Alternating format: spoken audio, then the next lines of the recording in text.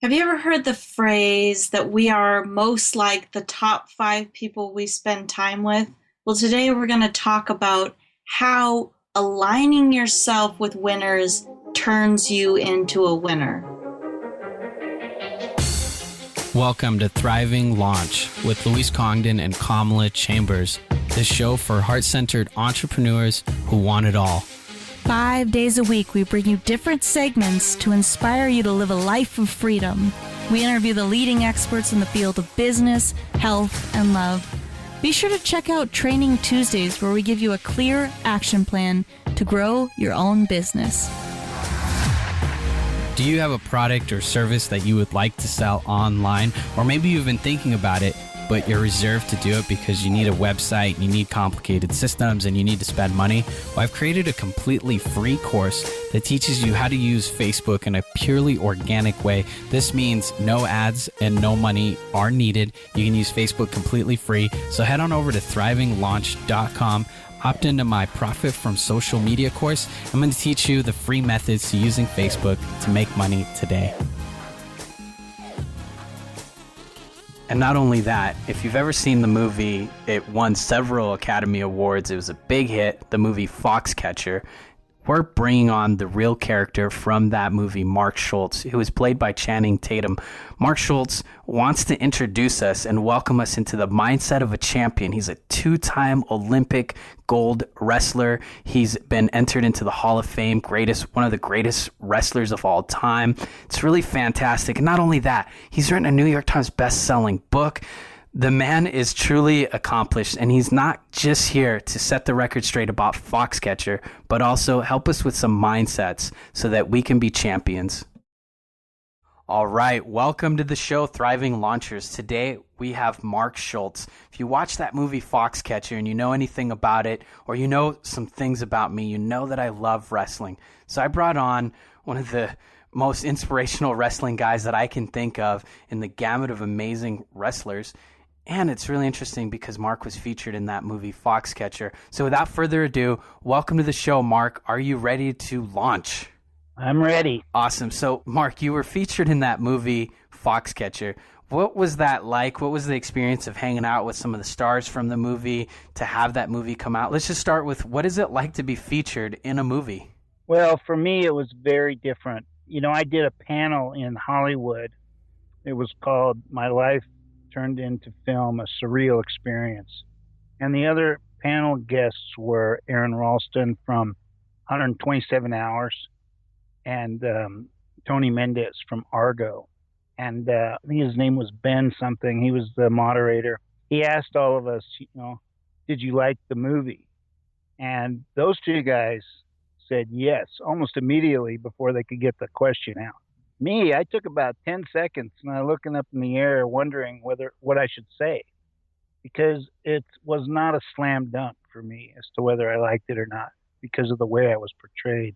And Bennett Miller, the director, portrayed me in a way that I did not like, but he did get the movie made and he got the funding to get the movie made. And the actors did a great job, and I don't want to take anything away from the actors. You know, it got 5 Academy Awards, including Best Director, Best Actor, Best Supporting Actor. Channing Tatum did not get a Best Supporting or Best Actor award or nomination. But I don't like the way I was portrayed because it portrays me as sort of this inarticulate, emotionally fragile, kind of a dumb jock. And I was the Student Athlete of the Year at Oklahoma University. And you can't be dumb to win the Olympics. You can't be emotionally fragile. It's an oxymoron. You can't do it, not in wrestling. And so for them to portray me that way, for the director to portray me that way, it was a little bit insulting. And I kind of resented him for a long time. And I still am a little resentful of the way he did that because, I kept telling him in the beginning, if you just follow my book is called Foxcatcher also. It's a New York Times bestseller. If you just follow the book, you're going to have a great movie. It's going to be like Rocky or something like that. And, it ended up being this horror movie in a way. And my book is not about the murder. My book is about my life with my brother. And the murder occupies a very small part of my life story. So I was pretty unhappy with the way I was portrayed, but I was happy that I got paid. I was happy that the story was being told. Yeah, and my brother was being immortalized. I'm wondering what you wish would have been included. What part of the story that you feel should have been included? Well, my college years, for one thing. You know, I was just named the greatest college wrestler of the 1980s in a book that just came out called The Golden Age of Wrestling, 1980s. And none of that was included. My fight at the end of the movie in UFC 9 was not included. That was a very significant event for me because DuPont had basically ruined or destroyed my motivation, ruined my wrestling career. I wasn't getting paid very much, and I was just killing myself. And I just thought, oh, why am I doing this? And I just walked away from the sport. Mm-hmm. And I made sure that my last experience in wrestling was a bitter one because I didn't want to come back. And I intentionally lost in the '88 Olympics. But I was depressed because I couldn't win for DuPont's team. It was immoral. And I made a comeback. In 1991, I had a match with the best Brazilian jiu-jitsu fighter in the world. And he got me in a couple submission holds, and I became a student of his students, Pedro Sauer. I got my black belt, and then I fought in the UFC, in UFC 9. This was before they had all the rules. That's right. This was when there wasn't weight classes. There was a lot less rules about when and where you could hit. It was just a completely different world. This was when you were in the UFC. Fighters like Royce Gracie and the originators were there, and the UFC was a very different ball field. It was a lot like Bloodsport with Jean-Claude Van Damme. Like, it was a completely different place, and the amount of power and strength that you must have had to find within yourself to go and try to recreate yourself. Pretty amazing, Mark. Well, thank you. It was a very risky proposition walking into that octagon because the only rules were no eye gouging, no biting. There was no gloves, no weight classes. You could kick in the groin, you could headbutt, elbow on the ground, you could grab the fence, you could rake his face against the fence, and tear his ears off. I mean, you fish hook his mouth. I mean, the stuff that you could do was incredible. He'd break his fingers. And we were just, it was just, I don't know, it's weird because when you're it's like a life and death. Not a lot of people have died. I think one person only has died in the UFC.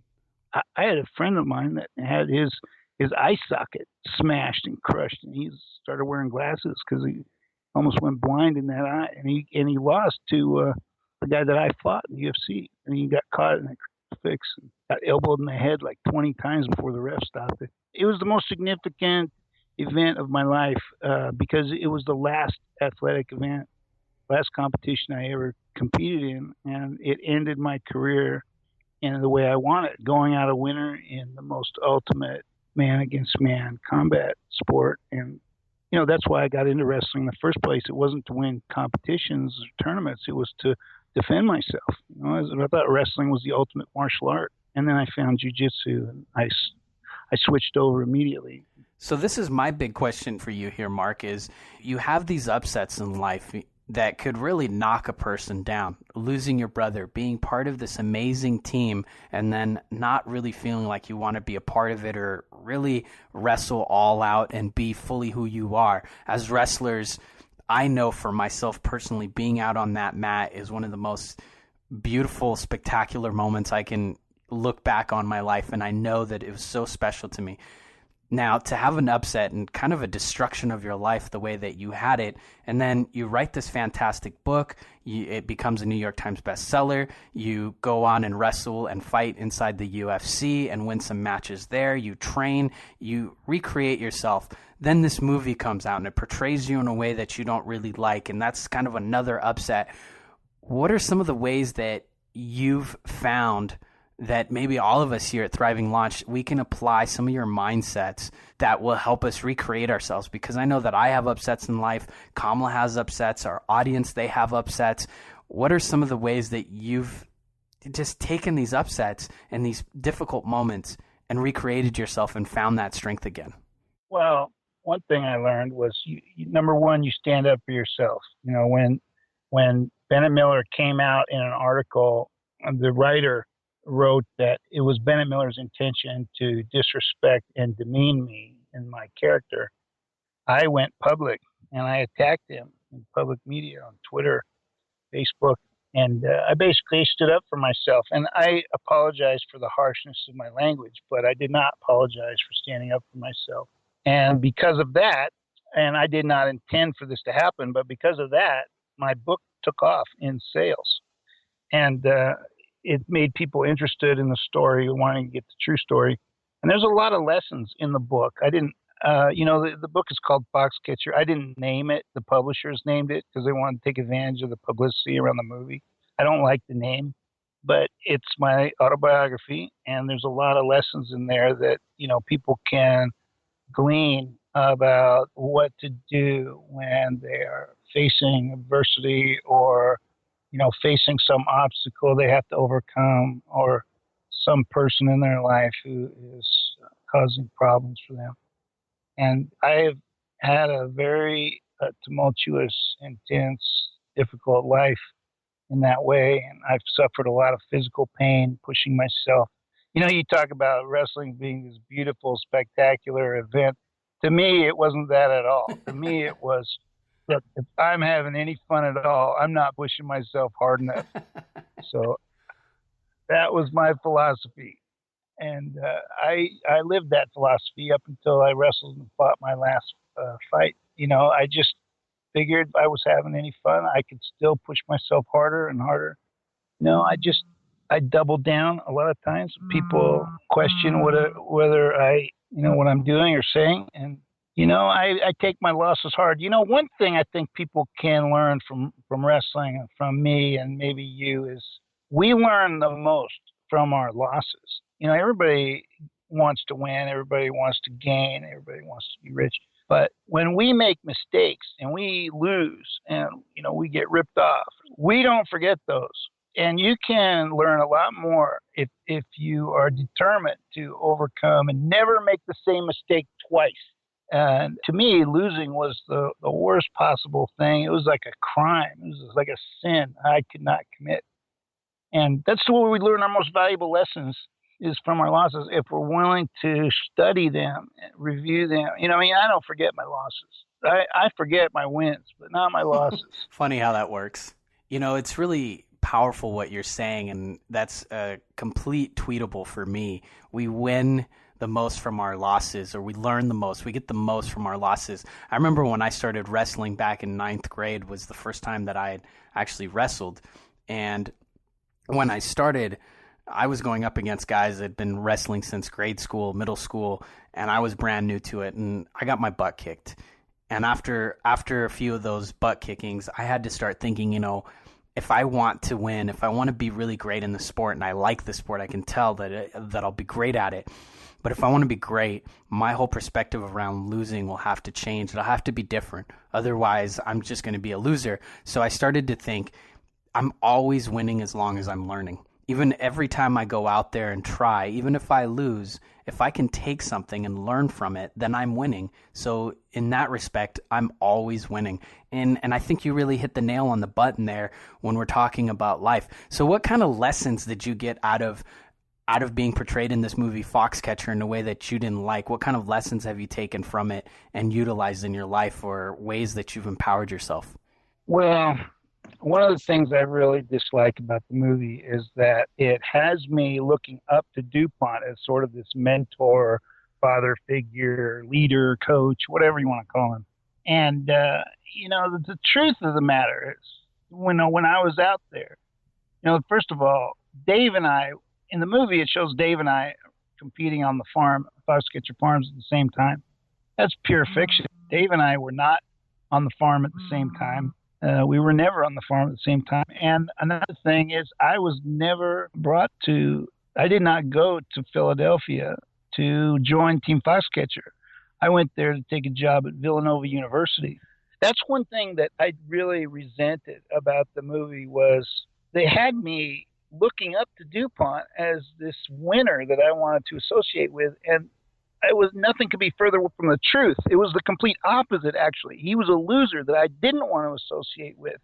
And I tried everything I could to stay away from him and keep distance from him because I didn't want his negative loser association, vibes rubbing off on me. And that's one thing you learn in life is if you want to be great in anything, you have to associate with winners.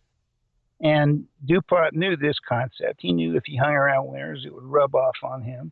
And it did. But the problem was, hanging around him rubbed off on me the wrong way. And it negatively affected me. Mm-hmm. And it's not funny. And anyway, if you want to be great in something, associate with winners, watch them and copy them. And pretty soon you'll be great in that thing too.